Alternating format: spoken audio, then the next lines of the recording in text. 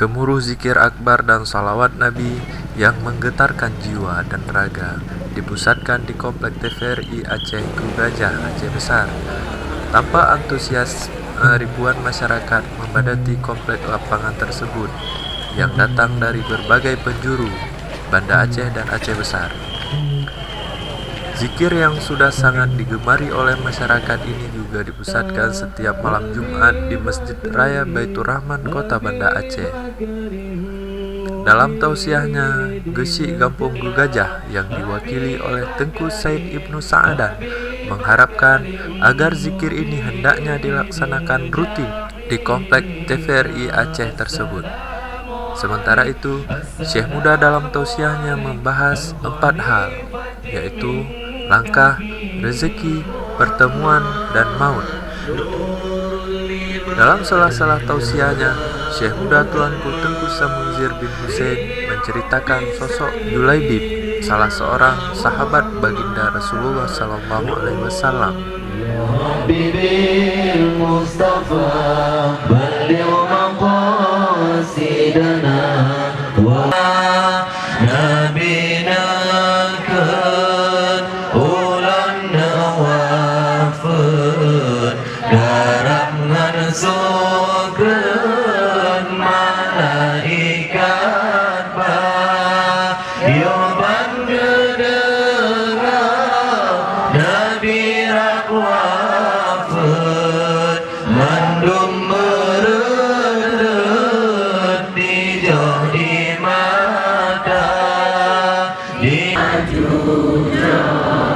Nesampuh muka jaro janjongan dengan bandu lagi di Abu Bakar ban selesai pengijat gafan yang bebewan Ali Murtada. Di dusun-dusun, nyo ingin ketemu paket di dusun-dusun, apalagi dusun desa Gugajahnya terdiri dari para limang dusun. Lun harapkan bak saudara-saudara dan kepala dusun, setiap nyo tidak setiap bulan pegah. Ternyata hana setiap bulan. Ya, nyo berhati katanya, tempat nah nyo bila hana itu nyo dilekotnya tempun nah lapangan dah lebih luas. Ya insyaallah akan bayar mentang, insyaallah kau siap. Dalam keba Bapak Miko. Kemudian bak penangguhan kepala-kepala dusun mungkin nak berkeinginan, mudah-mudahan keinginan untuk berzikir di tempat kiranya. Ada seorang sahabat yang bernama Julaibib. Itu seorang pemuda yang kerdil, pemuda ceper. Pemudanya ubud, pemudanya pokokji menyelam kawan lam di Aceh, lam gampung, lam ngen han lagu tanya bahan tertawa, bahan barang ditertawakan. Itu ada sahabat-sahabat lain banyak, namun Julaibib ini beliau memang ditakdirkan oleh Allah kan daripada keturunan orang hebat. Cuman jika kadang-kadang ayah happy, mak happy, hana jelas, namun dia bukan garis keturunan yang hebat, bukan orang berpangkat, bukan orang hebat. Namun Julaibib ini juga wajahnya pakaiannya lusuh. Namun dibuka hidayah oleh Allah sehingga Julaibib ini masuklah Islam, mengikuti ajaran Nabi Muhammad. Di saat dibuka hidayah oleh Allah dia masuk Islam, maka di saat dia berada di dalam saf salat, dialah selalu berada saf paling depan. Pada haji kerdil, pemuda ceper. Menyelah tanya lang kawan, urang duk lam dago, uri beke mego, peng pidan. Dah kopiah kamu sepui dah pakai. Gue pakai rida, pakai nyi, bajem lebih hegenyo ke mana? Jadi dia duduk, dia tahu diri memang dia bukan orang hebat, tahu diri. Namun di saat terbuka hidayah oleh Allah, lalu dia yang berada di saf terdepan di salat dan berada dalam jihad perang dengan Rasulullah. Jadi bahan ada jela tu yang kennya. Orangnya dah tak tang udah pegah abang tang ji berada saf ke tak ji awak plung berdai. Pada satu hari Rasulullah sallallahu alaihi wasallam Pas nejak nekalan Julaibib, dia lagi duduk. Dia tahu diri memang dia bukan orang hebat, keturunan pun tidak ada, cuma dia mengimani Rasulullah sallallahu alaihi wasallam. Nyon ibu-ibu, adik-adik, anak-anak gadis. Lalu dia tanya ya Rasulullah, wahai Julaibib, mengapa engkau tidak menikah? Mengapa engkau tidak menikah? Dijawab oleh Julaibib, ya Rasulullah, bagaimana aku menikah? Siapa yang mau dan siapa yang mau kasih putrinya kepadaku? Orang ceper, lusuh, hana berpangkat, malah ngen-ngen ni baik ni mengen. Baik kamu mengen yang Julaibibnya. Orang kotor mana? Siapa yang mau apa? Lalu Nabi tersenyum. Selang beberapa hari kemudian juga Rasulullah juga berjumpa lagi dengan Julaibib. Julaibib, sehat kamu? Sehat. Julaibib, mengapa kamu tidak mau menikah? Menikahlah kamu. Jawablah, ya Rasulullah, bagaimana aku menikah? Siapa yang mau kepadaku dan siapa yang orang tua yang mau menikahkan putrinya kepadaku sedangkan aku seperti ini? Lalu Nabi juga tersenyum. Berpaselang kemudian Rasulullah juga lalu melewati Julaibibnya sahabat jatuh. Merompaklah bertemu lagi dengan Julaibib. Lalu Rasulullah bertanya juga, bagaimana keadaanmu wahai Julaibib? Alhamdulillah ya Rasulullah. Mengapa kamu tidak menikah Julaibib? Ya Rasulullah, bagaimana aku menikah? Siapa yang mau kepadaku seperti ini dan siapa yang orang tua yang mau menikahkan putrinya kepadaku? Maka Rasulullah nicoklah jaro, mengambil tangan Julaibib. Maka nicok tangan Julaibib yang luduh, yang lusuh pakaiannya, wajahnya tidak tahu kita, yang memang dalam pergaulan tidak dihargai oleh orang lain. Ambillah tangan Rasulullah, yang sifat Nabi. Nicok nicok Jaroji Neban Bak Siro, pemimpin kaum Ansar. Menan gebimbin berak gepedamang, assalamualaikum, waalaikumsalam. Gejawab oleh pemimpin kaum Ansar dan salah satu daripada kafilah kaum Ansar. Maka gejawab, waalaikumsalam, bahwa saya ingin nikahkan putrimu wahai saudaraku, karenanya kan pemimpin. Lalu kan orang tua daripada yang empunya rumah tadi sangat senang hatinya karena putrinya dilamar oleh Rasulullah. Kepikir dilamar oleh Rasulullah, senang. Lalu Rasulullah menjawab, bukan aku yang ingin melamar putrimu, tetapi Julaibib ini.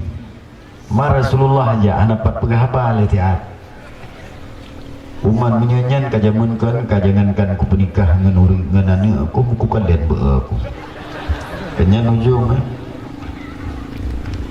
Lalu karena pemimpin kaum Ansarnya dia orang berpangkat, orang orang kaya, pergaulannya tinggi, dia dapat nyocit. Lalu bapak si putri tadi, jadi putri daripada bapak tadi, dia berada di kamar. Sehingga dijawab oleh bapaknya, ya Rasulullah, saya musyawarahkan dulu dengan ibunya. Tak kenyan, ada ibu-ibu kalau kenyan kan, tengok agam kan. Babnya dekat dia agam, dekaya merumpuk meninte, tutruk awak lamar, awak kaya, panin nak musyawarah dengan inang. Leman dikarenakan Julaibib truk arum musyawarah. Harus musyawarah dulu. Saya musyawarahkan dulu dengan istri saya ya Rasulullah. Di saat terjadi musyawarah dengan istri, hanya kejawab karena Rasulullah yang perintah. Bagi perintah Arab gejak bak ina, istilahnya kaum bapak pergi kepada istrinya, wahai istriku, Rasulullah ingin melamar putri kita untuk Julaibib. Urina kecukup tiga memilih mak tuan galon mungkin ina agak si mata wayang kan. Ya pegawai le Julaibib urung hitam menan ceper lo murung. Dawa. Terjadi Terjadilah perdebatan antara kedua orang tua itu, ibu dan ayah, sedangkan putri dia berada dalam kamar.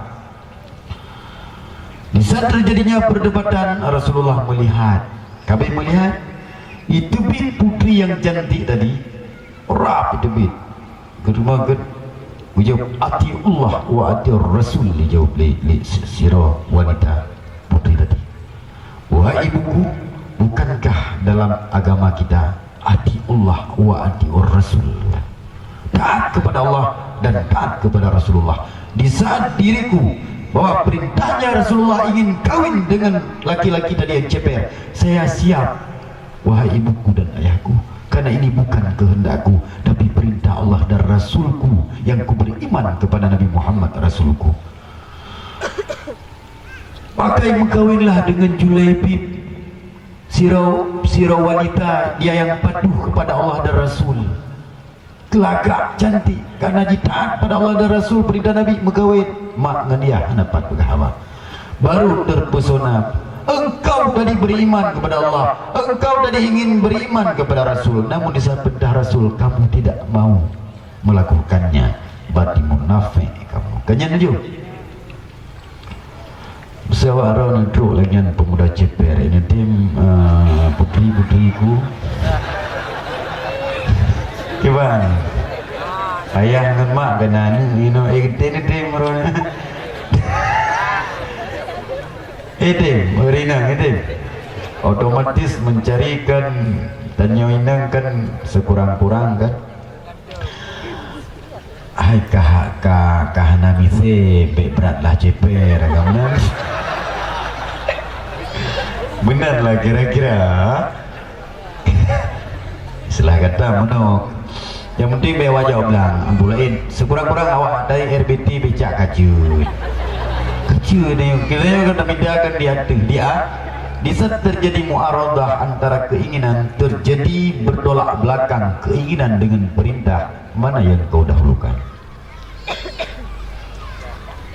Ini nak ibu-ibu terjadikan meronyokan bertolak belakang, impianku, kehendakku seperti ini, tapi yang ingin Allah seperti ini, inginku seperti ini, ingin Allah seperti ini. Bila terjadi mu'aradah, bertolak belakang keinginan kita dengan Allah, apa yang kita lakukan?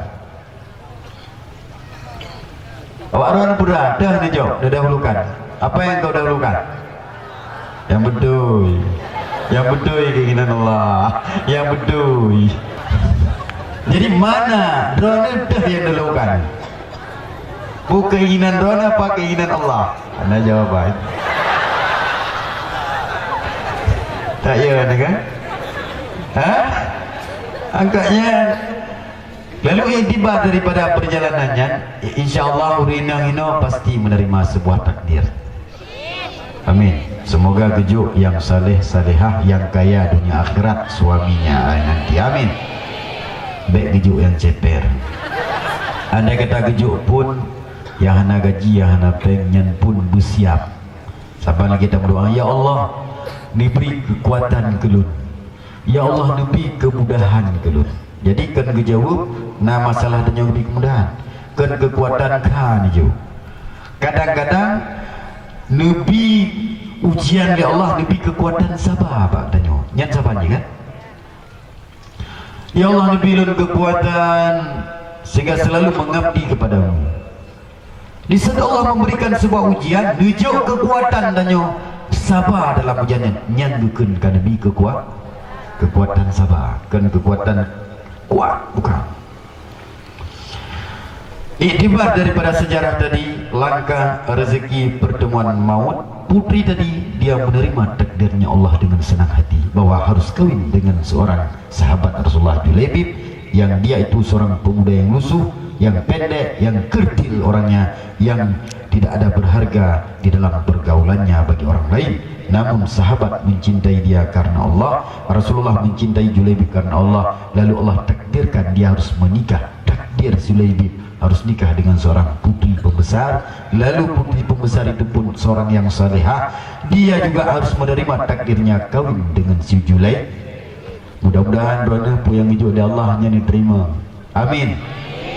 Subhanallah walhamdulillah wa la ilaha illallah wallahu akbar. Subhanallah walhamdulillah. Allah Muhammadur Rasulullah. La ilaha illallah Muhammadur Rasulullah. La ilaha illallah Muhammadur Rasulullah. Muhammadur Rasulullah.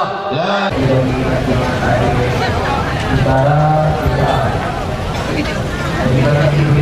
Pada seluruh jemaah mohon ada berbahagia.